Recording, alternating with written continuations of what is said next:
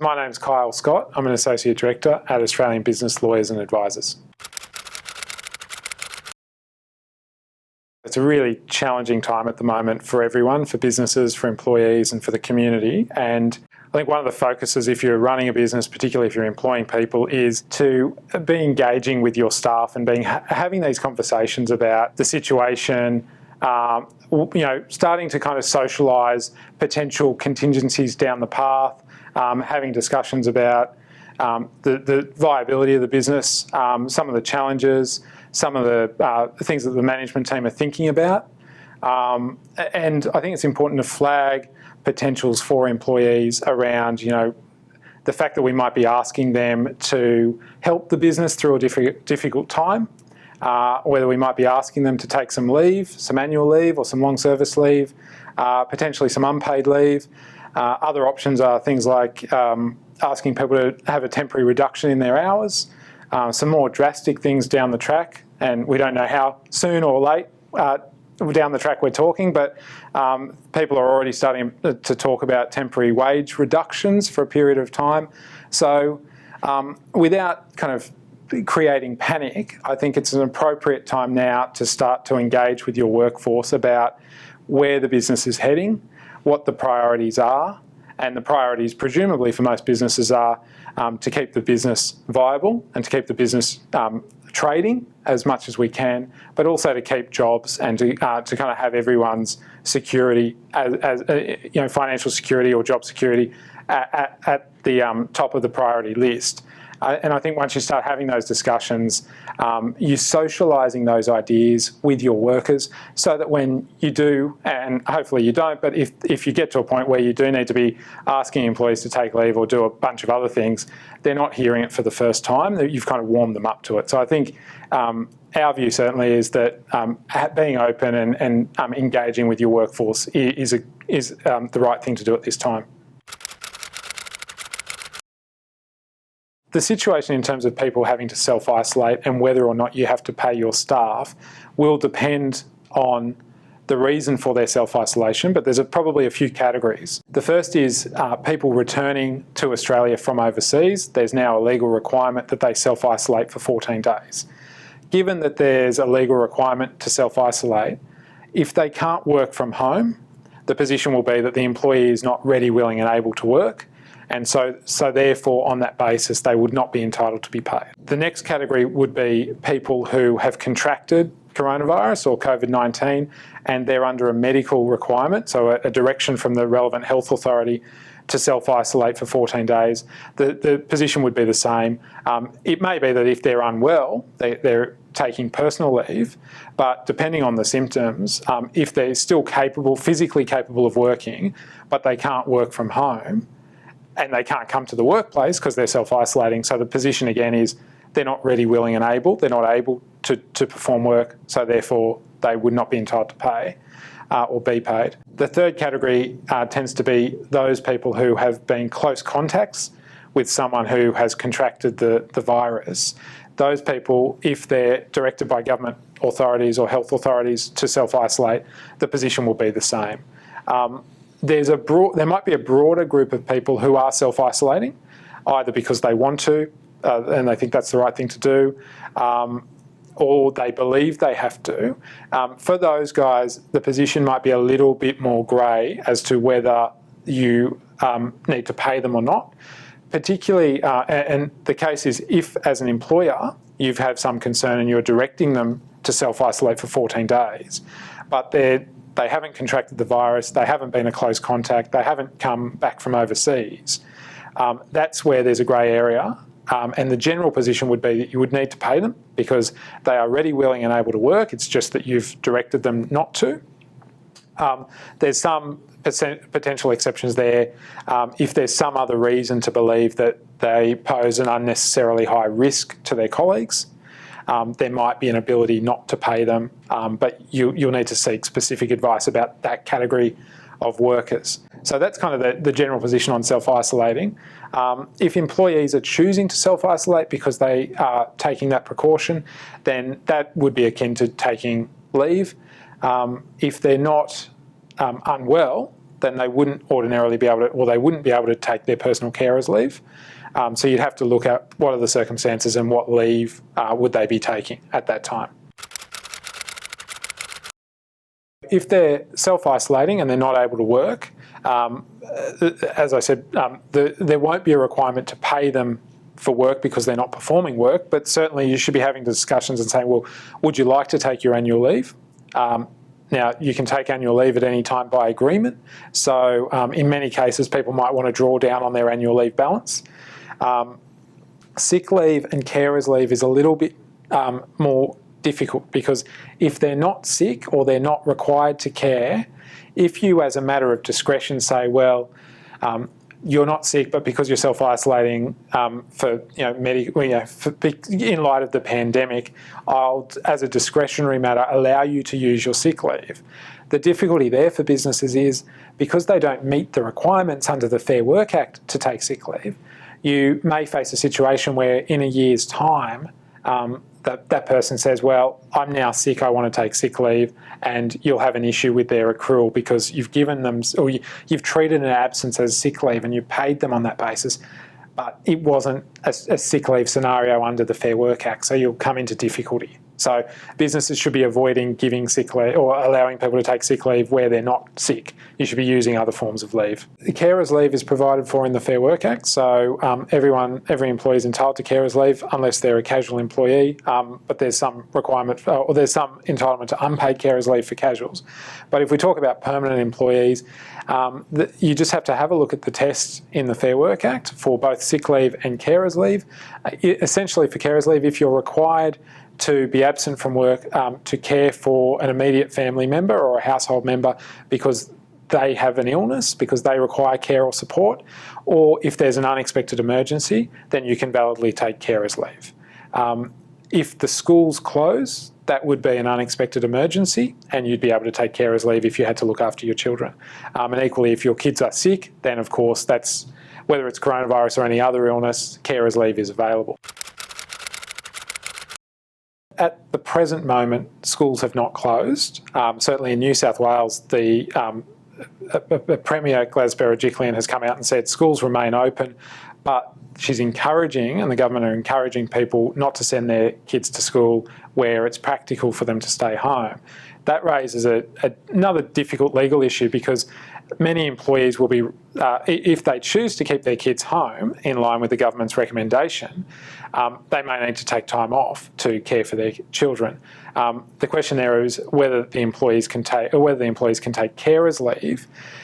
The short answer is no in most cases, because if your children are not ill themselves, you won't be able to take carers leave, and because the school has not closed, it most likely won't trigger the unexpected emergency element. So technically speaking, employees will not be entitled to carers leave. The exception might be if your child is immunocompromised or has some other medical condition and they fall into a particularly high risk category to have them at school, then in those cases you're likely to be able to take carers leave. So the position on sick leave and carers leave is difficult because a lot of employers are going to be out there wanting to support their workforce and in fact wanting to provide paid sick leave or paid carers leave, where under the letter of the law you're not able to, and you might actually be putting yourself at risk down the track if you give it. So that is really difficult for employers. So I think employers and employees need to be very flexible, be having discussions about what they can do. Some employers might be in a position to offer kind of discretionary paid special leave. So it's not carers leave or personal leave or annual leave, it's some other form of discretionary leave. But if the business is not in a situation to support that, then I think you need to be having those discussions and saying, well, should the employee be taking unpaid leave? And what are our other options to avoid the employee sitting at home without pay? So that's where, taking annual leave in advance. There's been some recent amendments in the New South Wales legislation, the Long Service Leave Act, to provide some more flexibility for employees to be taking long service leave in advance. So you need to kind of go through your checklist of, annual leave, sick leave, carers leave, long service leave, is there any other form of leave that they might be entitled to, or we might be able to provide them? And then you get to a point where you're saying, okay, well, what other flexibilities can we offer? A lot of people at the moment, a lot of employees are working from home where they can. Now, not everyone can work from home, but for those who can, lots of businesses are encouraging or directing employees to work from home. That raises some work health safety considerations because, of course, as an employer, you've got a statutory duty under the Work Health Safety Act to take all steps reasonably practicable to ensure the health and safety of your workers. And that includes where they're working at home. So, for example, businesses should have some systems in place or some processes to ensure that employees are not in unsafe situations when they're working from home. Lots of businesses will have working from home policies. If you don't, now might be a good time to create one.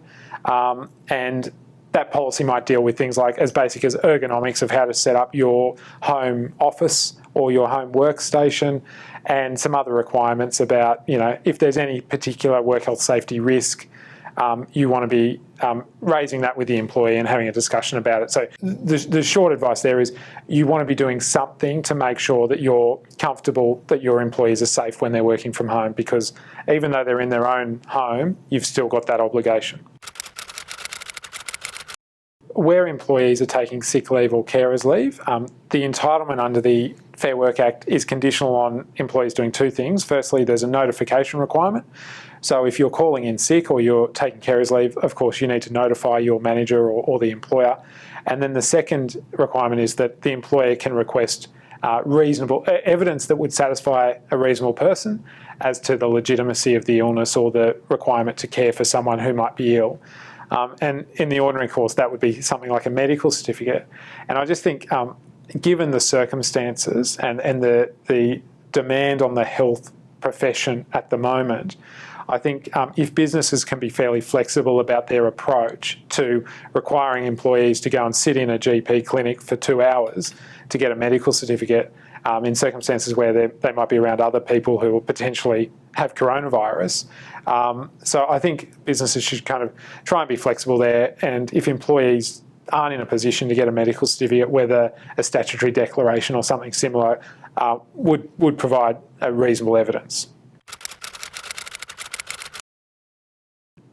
In light of the government's recent announcements around closures of particular businesses, we're now really at a point where lots of businesses, and particularly those businesses that are affected by the shutdown requirements, they're now in a situation where they either can't trade at all, so they need to close the business, or their trading has been substantially reduced. So take, for example, the restaurants and cafes.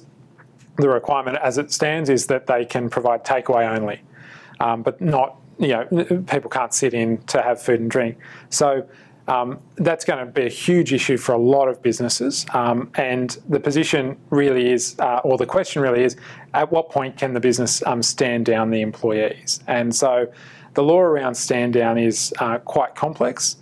It will depend on whether or not there's an enterprise agreement or an employment contract in place. Failing an enterprise agreement or employment contract dealing with stand down, the general position under the Fair Work Act is that employers can stand down their staff without pay where there's a stoppage of work for which the employer cannot reasonably be held responsible, and in circumstances where the employee cannot usefully be employed within another part of the business. So that's the legal test under the Fair Work Act.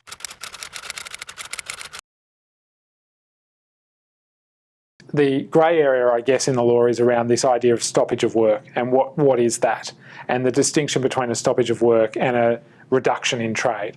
So for the businesses who have been affected by the government's requirements to close their doors, that's pretty clear. If you're a beautician or a massage therapist, you are not allowed to stay open at the present time. And so if you have employees, you'll likely have no choice other than to stand them down. But I'll come back to that about what other things you might be able to do. So it should be pretty clear where the business is not able to trade. Where the business's trading has been substantially reduced, so pubs and clubs are not able to stay open, but the bottle shops serving takeaway can continue to trade, and the same with the restaurants and cafes offering takeaway. they're likely to have an 80% reduction or 90% reduction in the number of staff that they need to operate, but they haven't closed down completely.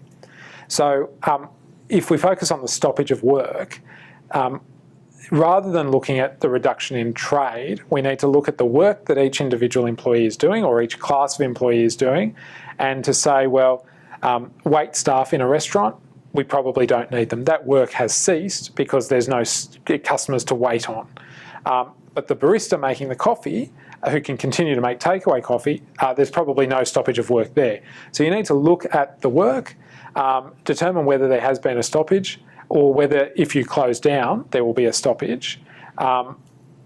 They're the circumstances where stand down will be available. But if you're a business that's suffered 40% reduction in trade or even 50% reduction in trade, it's a real question mark as to whether there's a stoppage of work.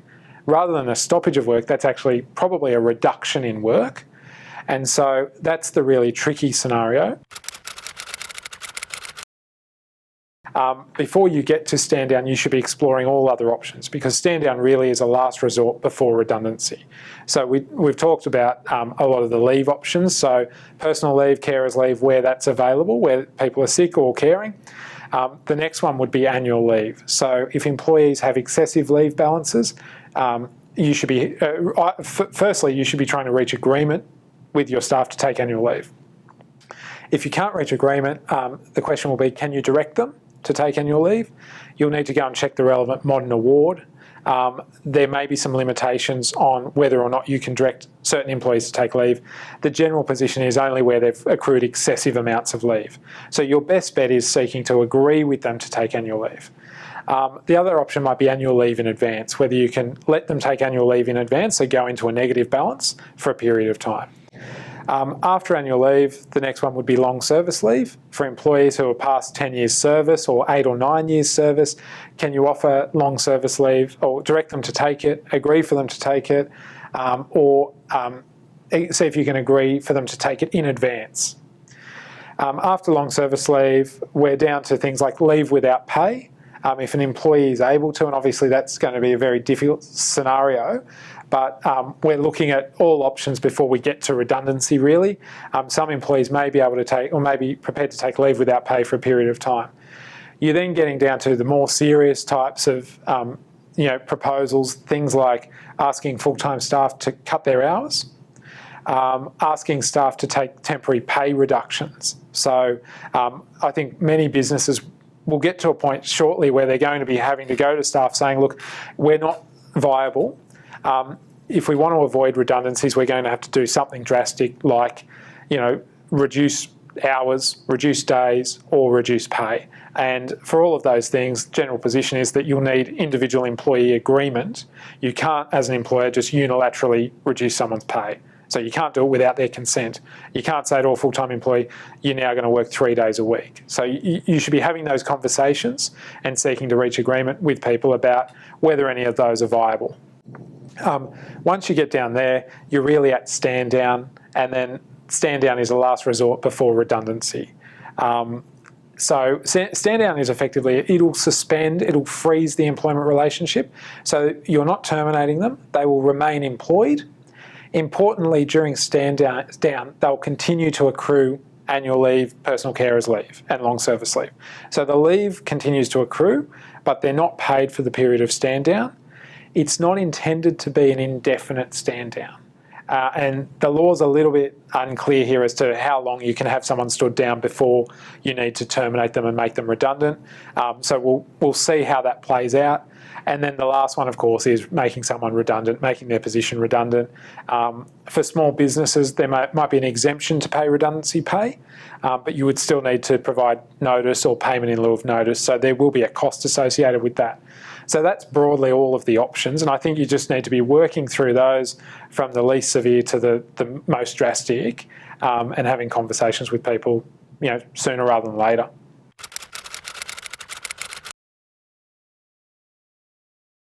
One of the things I've heard in the last couple of days is about redundancy pay and whether there's been some waiver of the requirement to pay redundancy pay.